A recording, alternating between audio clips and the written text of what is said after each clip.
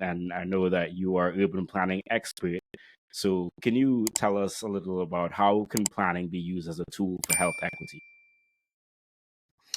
Well, planning is a very complex profession and practice. And by virtue of that complexity, that profession and practice is very powerful in the sense that it can be used to improve health outcomes. But it's really important to be intentional about using that power to improve people's health, because in some cases I've seen that when we go about the traditional way of planning for communities, sometimes public health is not a priority in the plan. There's other things that become higher priorities, and typically economic development is sometimes more important than public health considerations. And I think once we can shift from acknowledging that public health can be achieved, I mean, positive health outcomes can be achieved through urban planning and community design, then our communities truly can be better places to live and thrive. Absolutely, absolutely, and I think we can see this too often in the design of many cities, especially around the US, just how the incentive is more on what are the economic drivers that can be in the community as opposed to how can we make this community the healthiest for the residents that do live there. And to that point, what are some of the things that we should be thinking about when we are talking about the intersection of public health and built environments and urban planning and ensuring that there's equity centered there? I think the most important thing to consider, if you perhaps, well, not you, but somebody, listening in who's interested in your question, I think it's really important to think when we plan how we can provide convenient access to opportunities for those people who live in a community where we are working on a redevelopment plan, or also when we're working on greenfield development, for brand new development. I think it's really important to identify how people are going to be able to get around from point A to point B. And certainly we need to define what is it that we mean by point A and point B. So is it point A, the place where you live, and point B, your place of employment, or it can be point A, again, the place where you live, and then point B could be something else like a school or a grocery store or a park, etc., etc. So when I think about planning, for instance, and I think in many respects, one of the first layers that are crucial in the profession is to think about the road system. In the roads are actually the ways in which we are able to get around in and get to our destinations.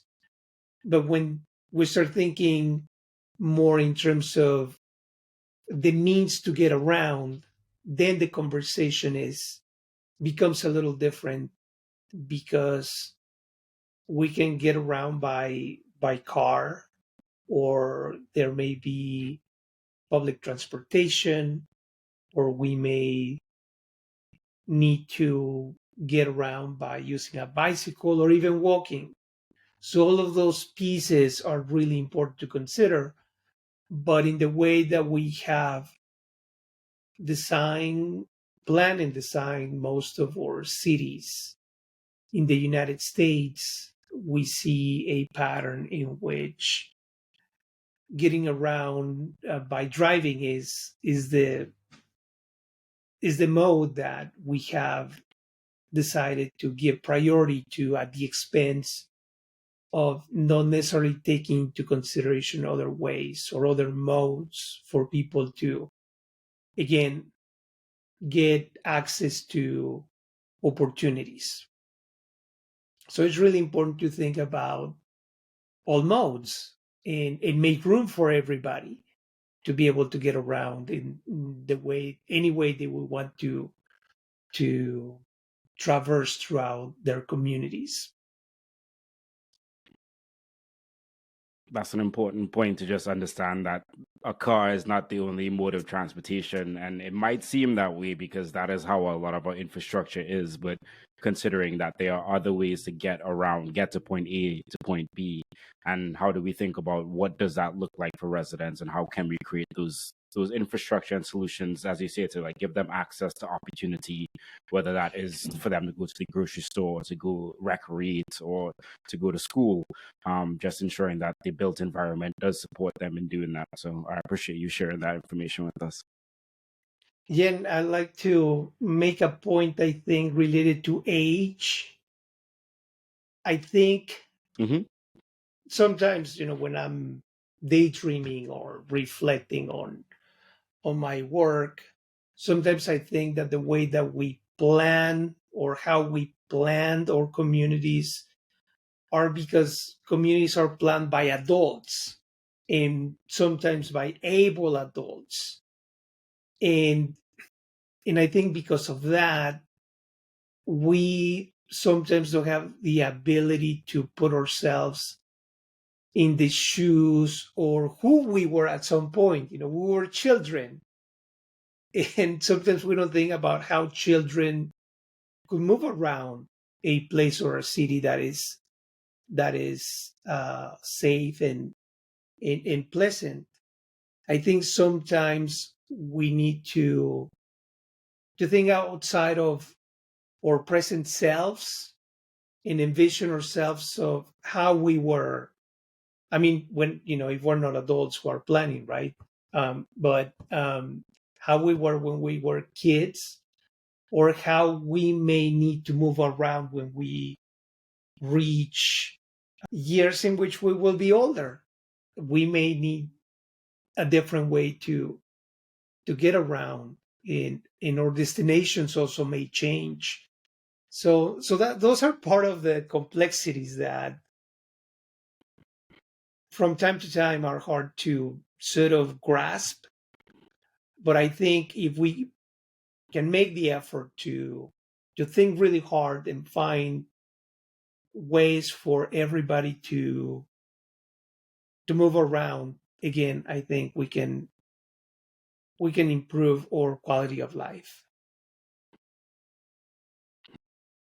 And that makes a lot of sense. And just the appreciation that, like, not only the one viewpoint of the able bodied adult should be the viewpoint that we are building communities for, we should be thinking about how do the children interact with the community around them? How do the older adults interact with the community around them? And how can we create those access points and places and safe places for them to interact with the community? So I appreciate you bringing up that other nuanced point part of the conversation.